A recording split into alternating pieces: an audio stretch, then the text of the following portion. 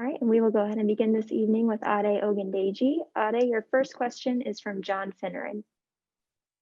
Hey, Adi, just want to congratulate you for the victory. Let me ask you a couple of questions. First of all, the defensive performance today against BC, it was kind of you struggled a bit. And it's, you think that's because of the game that you played last week against Clemson, coming off of that? And then also talk a little bit about what you might have said to Phil Jurkovec after the game was over, if you would. Yeah. First and foremost, we pulled out with the win. And that's the number one goal, is to win. So, that was great for us. But, I don't think, obviously we went to second overtime and we knew that going into this game. So I don't think that was a part of it. We knew what we had to do going into this week. We knew, what we had in front of us. And so I don't think that would be an excuse for us. But we just got to continue to work on the little things. We got to work on our standard on defense, and we got to continue to get back on that grind. And for Phil, I just said good job to him after the game. We miss him, and he played a hell of a game. All right, we'll go next to Eric Hansen. Adi, I'm curious, I don't know how much you guys go this time of year, ones versus ones in practice, but just watching Ian's improvement over these last two games, what's that like as a defensive player on your team, kind of watching that? And what do you think's behind that big bump in his performance? Well, yeah, I've been with him since we've been in our class together since freshman year, and I've seen just tremendous growth from Ian. He's a guy who puts his head down and just works, humble worker.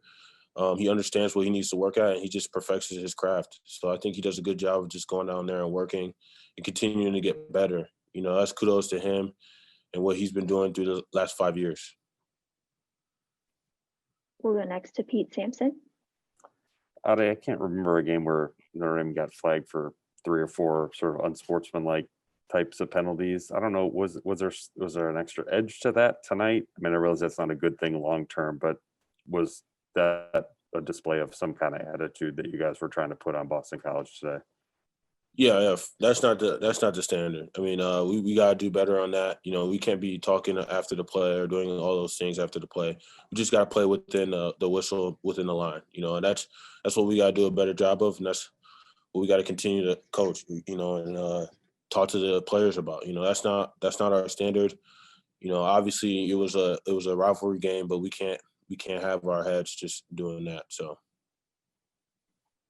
We'll go next to Chris Heidel. Hey, thanks for taking my my question here. Just talk about playing against somebody you used to practice with last year in Phil, and what did you see on the field today? yeah, Phil does, like when he's in practice. He does the same things. He goes out of pocket and makes plays, and that's what he did today in this game.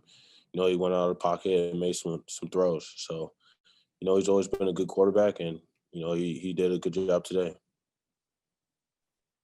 We'll go next to George Bashura. Hey, Ade. Just a question for you. What do you talk about with the underclassmen about trying to keep momentum this week? Is with the bye week, here, it's going to be good for everyone to be healthy. But how do you keep the underclassmen up and focused and getting on to the next game? Yeah, we just got motivated by saying that, we still got games left, and we still have a goal in match the ACC championship and national championship. And if we want to strive to get to there, we have to work on the little things. We have to work on the details. We got to go back into this bye week and really work on the things that we got to work on. And, we got to tell the young kids that, and including myself and everybody else on the team. We got to work on the little things, work on the details, so that we strive for that goal, that ACC championship and that national championship. All right, and we'll do one last call for questions for Ade.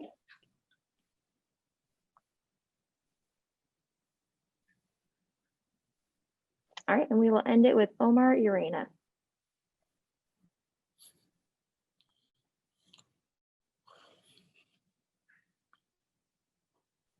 And Omar, I believe you're on mute.